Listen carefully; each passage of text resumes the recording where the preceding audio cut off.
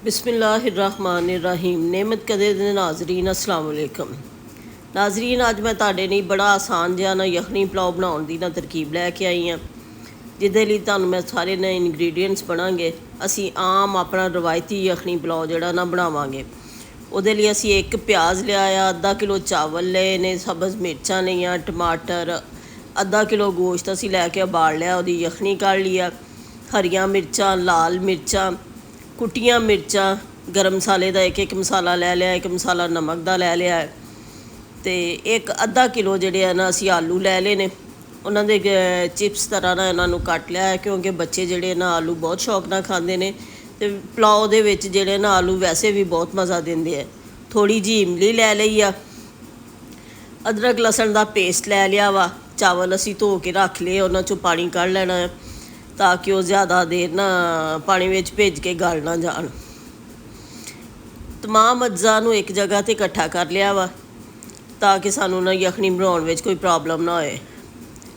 हांडी विच तेल पा के उहदे विच साबत मसाला, एक अद्धी साबत मिर्च, एक अद्धा दालचीनी का पीस, थोड़ियां जिहियां कालियां मिर्चां, थोड़ा जिहा जीरा पा के उहनूं पहलों कड़का लेना। इनू कड़काउण तो बाद नाज़रीन, ये साडे रोज़ रवायती खाने ने रोज़मर्रा दे, लेकिन अजकल दियां बच्चियां नूं ना जाच सीखण दी ना जो ज़रूरत हुंदी है ना दौड़दियां ने यूट्यूब वल, उत्थों तरीका सीख लैंदे हैं। इस वास्ते मैं बहुत नहायत आसान तरीके नाल ना जिहड़ा ये रैसिपीज़ तुहानूं सिखाउणी आ। प्याज पा के असीं विच भुन लवांगे तेल दे। नाज़रीन, यखनी पुलाव दे विच ज़्यादा प्याज पाउण दी लोड़ नहीं हुंदी, जिस तरह कि बिरयानी दे विच ज़्यादा प्याज पैंदे ने, क्योंकि उन्हां दा मसाला बनना हुंदा है।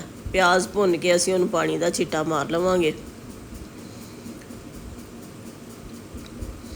नाज़रीन, मेरी रैसिपीज़ नूं सबसक्राइब ते शेयर ज़रूर करिया करो, लाइक करिया करो, कमेंट करिया करो, इहदे नाल मेरी हौसला अफजाई हुंदी है।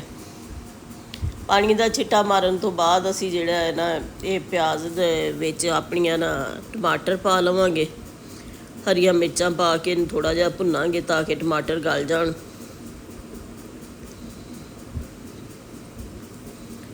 टमाटरां नूं गलाउण तो बाद असी इहदे विच अपने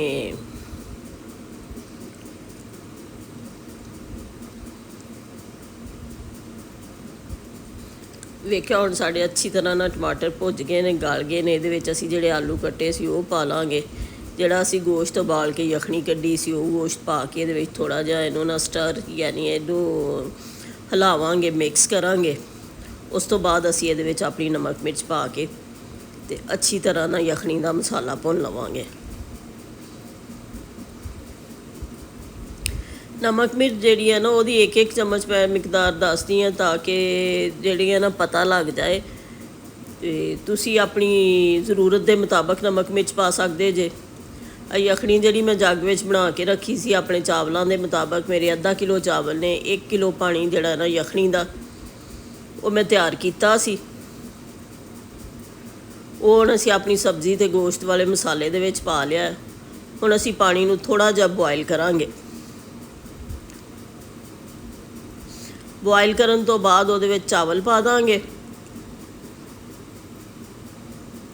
चावलों नूं अच्छी तरह मिक्स करके गोश्त ते आलूआं दे नाल पानी दे विच अच्छी तरह मिक्स करके इन्हां नूं असीं थोड़ी देर ढक के पकावांगे। फिर असीं इहदे उत्ते इमली जिहड़ी है ना भिओं के रखी सी ओह उत्ते पा के ते इहनूं दम दे दांगे। 5 तो 7 मिनट के दम के बाद साड़ी ना बड़ी अच्छी जी बेहतरीन किस्म की ना दम बिरयानी जिहड़ी है ना यखनी वाली तैयार है। ये बहुत खुश जायका ते लजीज है। तुसी इहनूं दही, सलाद ते रायते नाल पेश करो, अपने बच्चों नूं दो, मेहमानां दे अगे रखो। तुसी यकीन करो तुसी ये बहुत ज़्यादा इंजॉय करोगे। मेरियां रैसिपीज़ नूं लाइक ते सबसक्राइब करया करो ते तुसी जिहड़ा ना इंजॉय करो।